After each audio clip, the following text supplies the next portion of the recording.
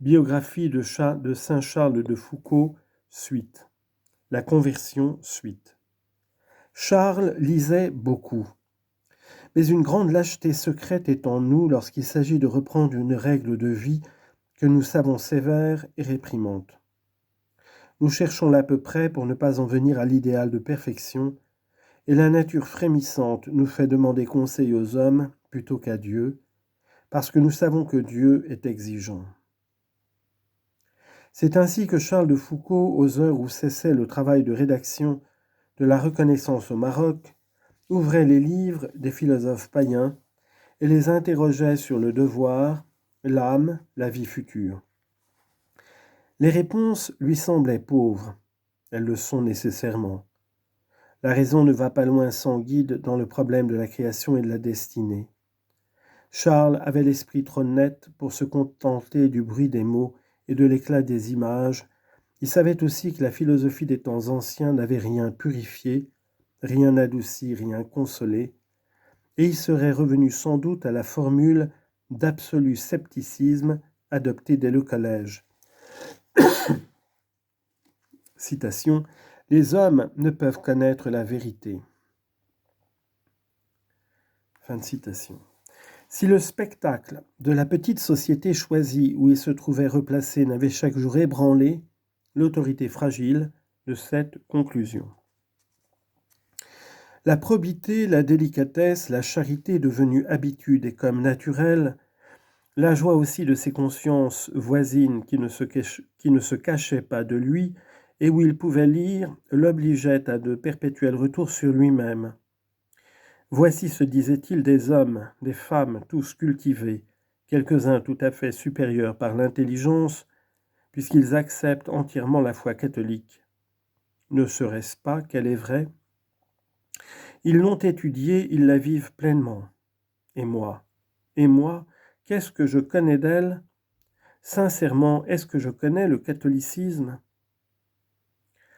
La seule inquiétude de ces choses est déjà une prière, et Dieu l'écoutait.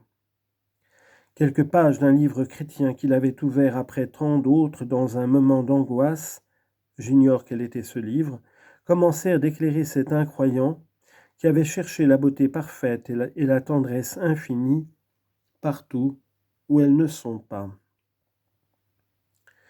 Il est probable que sa tante, ses cousines, sa sœur, qui vint plusieurs fois le voir à Paris et qui l'aimait tendrement, avaient quelques soupçons de ce travail intérieur qui amenait à la vérité une intelligence et un cœur dévoyés.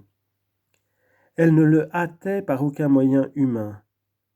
Elles étaient bonnes, elles suivaient la route droite, elles priaient. Ce fut par hasard qu'un soir, chez Madame Moitessier, Charles rencontra l'abbé Huvelin, qui était lié depuis longtemps avec plusieurs personnes de la famille de Foucault. Étant très humble, très simple, très homme de raison et de mysticité, cet ancien normalien fit grande impression sur celui qui devait lui ressembler un jour. Que dit-il ce soir-là ? Il est très sûr qu'il n'essaya pas de briller. S'il eut de l'esprit, c'est qu'il ne pouvait faire autrement que d'en avoir. Les amitiés comme celles qui allaient naître entre Charles de Foucault et lui n'ont point d'ailleurs leur origine dans les mots, ni dans l'éclat du talent, ni dans la volonté de conquérir.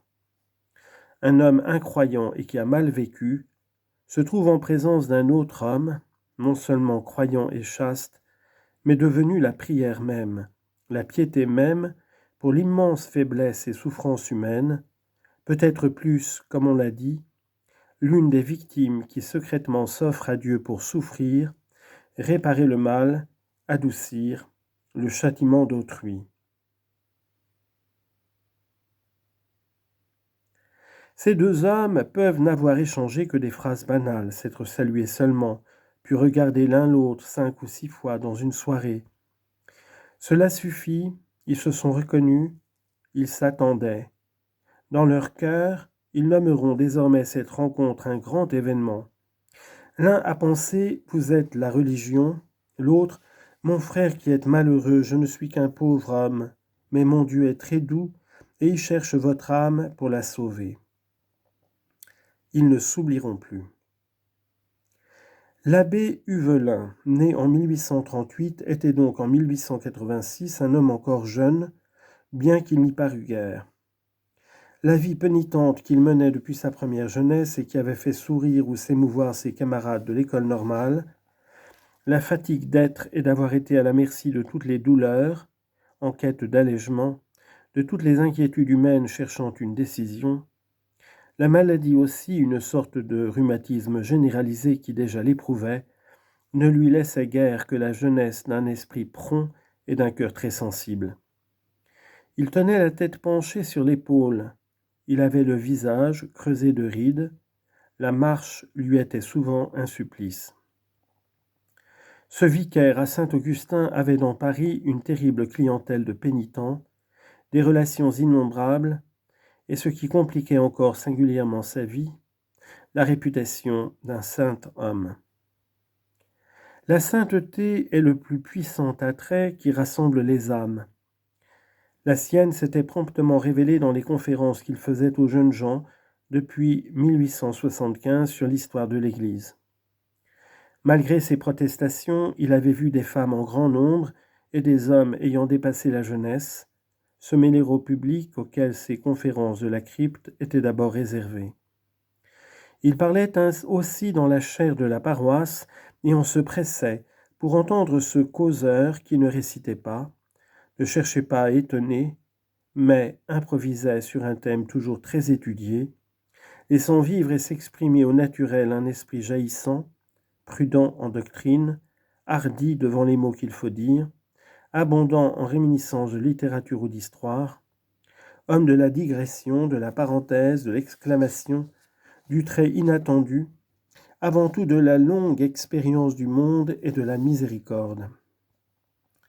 Par là, il était près de chacun de ses auditeurs, par là, il était l'ami sûr et souhaité. Sa pitié pour les pécheurs, on peut dire sa tendresse, touchait les plus indifférents.